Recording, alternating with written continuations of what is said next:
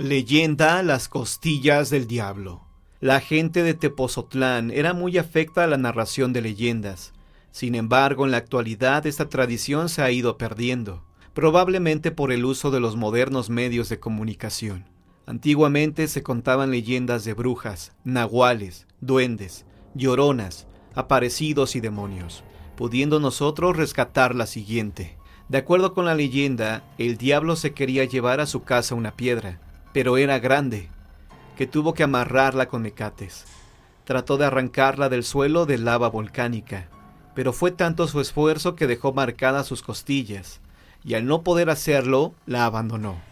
Al parecer, desde que el diablo dejó marcadas sus costillas en la tierra, comenzaron a suceder cosas extrañas. Se dice que cuando fueron colocadas las campanas en la Torre Grande, allá por el año 1762, una de ellas se cayó y se hundió en el suelo, quedando ahí encantada. Años más tarde, esta campana trató de ser sacada por los carrancistas, pero no tuvieron suerte, ya que entre más intentaban sacarla, más se aferraba a la tierra. Todo coincidía con la aparición del diablo en la región, pues se habla también de que en los cerros hacían sucesiones las brujas, que después salían a chupar la sangre de los niños pequeños, principalmente de aquellos que no estaban bautizados, algo muy común en la colonia. También se cuenta de un jinete vestido de negro con botonadura de oro. Dicho personaje se aparecía en algunos caminos sobre un caballo negro, de cuyos cascos y colas se dice salían chispas. Más tarde corrió la leyenda de que el misterioso jinete seducía con su riqueza a la gente codiciosa, de quien se supone se alimentaba. Estas versiones han podido llegar hasta nosotros gracias a la tradición oral popular. El Cerro de la Bufa. Pocas ciudades como esta tienen una historia y una leyenda tan interesante. Tal vez por no conocerse su verdadero origen, la imaginación del hombre ha tejido ese velo de fantasía alrededor de Zacatecas. Otra razón hay para que surgiera esta leyenda: la fabulosa riqueza de la plata que hubo y que hay en sus minas. Fantasía y riqueza, dos ingredientes muy apropiadas para forjar una leyenda como la que vamos a referir. Se dice que en este pintoresco y bello picacho del Cerro de la Bufa se encuentra una princesa encantada de rara hermosura, que en la mañana de cada uno de los jueves festivos del año sale al encuentro del caminante varón, pidiéndole que le conduzca en brazos hasta el altar mayor de la que hoy es la Basílica de Zacatecas, y que al llegar a este sitio volverá a esplender la ciudad encantada, toda de plata, que fue esta capital hace muchos años, y que ella, la joven del hechizo, recordará su condición humana.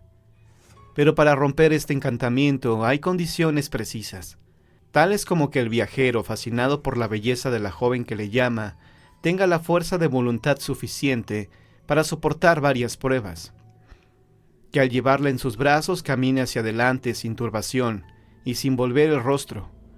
No obstante, escuche voces que le llamen, y otros ruidos extraños que se produzcan a su espalda. Si el elegido pierde la serenidad y voltea hacia atrás, entonces la bella muchacha se convertirá en una horrible serpiente y todo terminará ahí. La oferta es tentadora, una lindísima muchacha y una gran fortuna.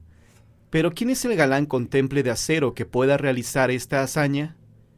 Por lo visto las condiciones son precarias, pues Zacatecas, el estado que hoy conocemos, tiene más de 4 siglos de vida, y no ha habido quien cumpla los requisitos para deshacer el hechizo. Escritores y poetas nacen y fallecen con mayor o menor galanura en el lenguaje, y todos repiten la leyenda, como un canto a Zacatecas, a la bufa y a la hermosa princesa encantada. El túnel maldito. La industrialización trajo consigo grandes cambios. Con ellos, las viejas historias y leyendas parecieron olvidarse. La gente entusiasmada veía cómo los avances no solo les permitían desarrollarse y conseguir mejores empleos, sino que también esos cambios se convertían en un medio de transporte.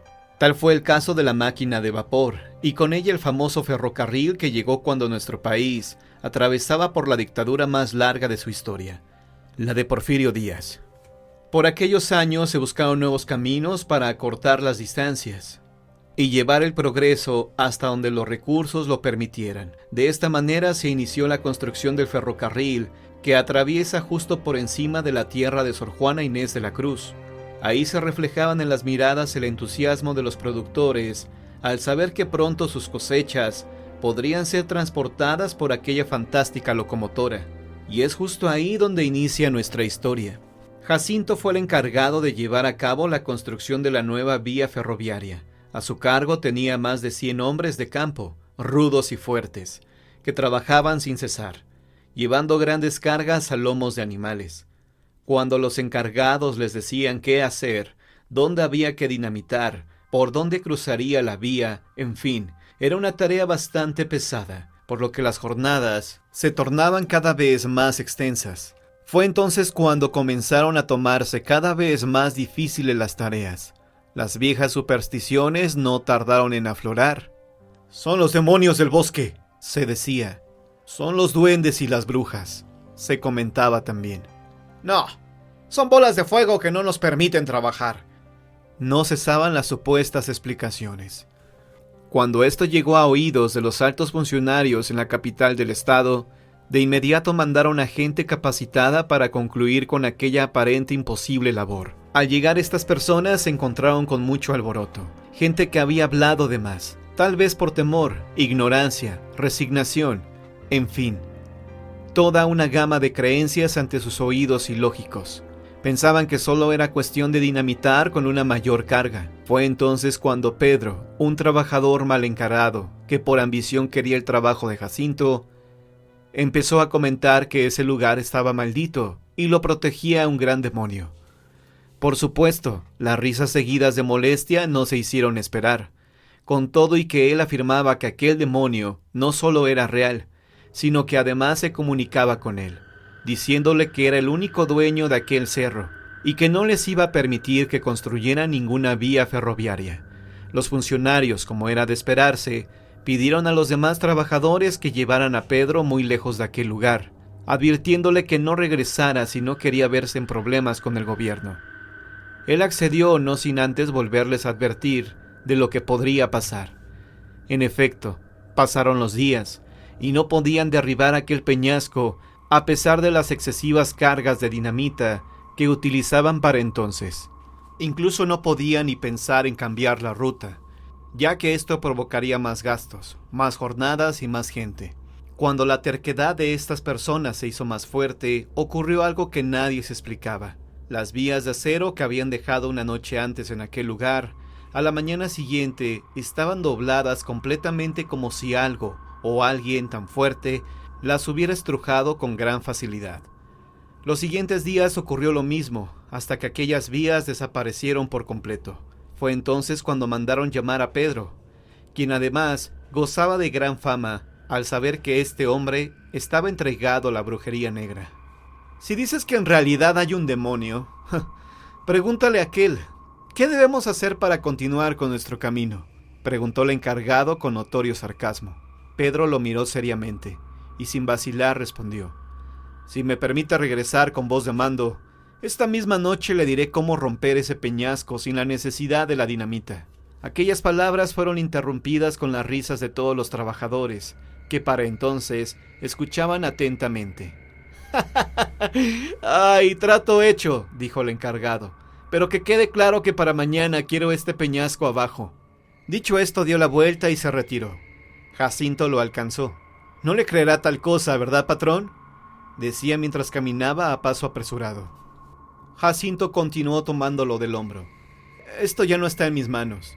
Si este maniático logra tirar el peñasco, mañana estaré de regreso y tú continuarás al mando». Aquella noche estaba por demás oscura. Solo se escuchaban a lo lejos el canto de un búho.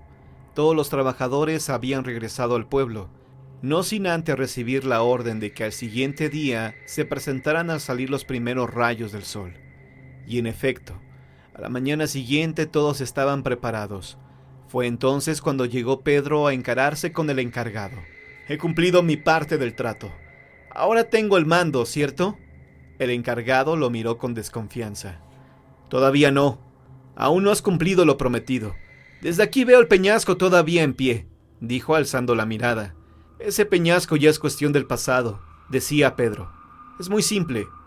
Él quiere, a cambio de tirar ese peñasco y de construir la vía ferroviaria, Las almas de los pasajeros del primer tren que pase, y las almas de niños inocentes para la cimentación del túnel. ¿Está loco?, se escuchaba en murmullos. Pero el encargado era un hombre muy testarudo y nada supersticioso, por lo que sin más aceptó el trato. Cuentan que cuando estaban construyendo la cimentación, ésta se derrumbaba a todo momento. Y aunque se volviera a levantar, volvía a caer sin explicación alguna. Fue entonces cuando el hijo de un trabajador bajó para acomodar algunos postes que se habían movido.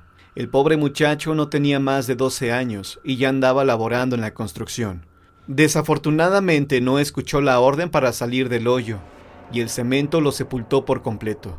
Las lágrimas de muchos brotaron de inmediato, pero ante los ojos incrédulos de todos ellos, el cimiento permaneció en pie, sin necesidad de más material.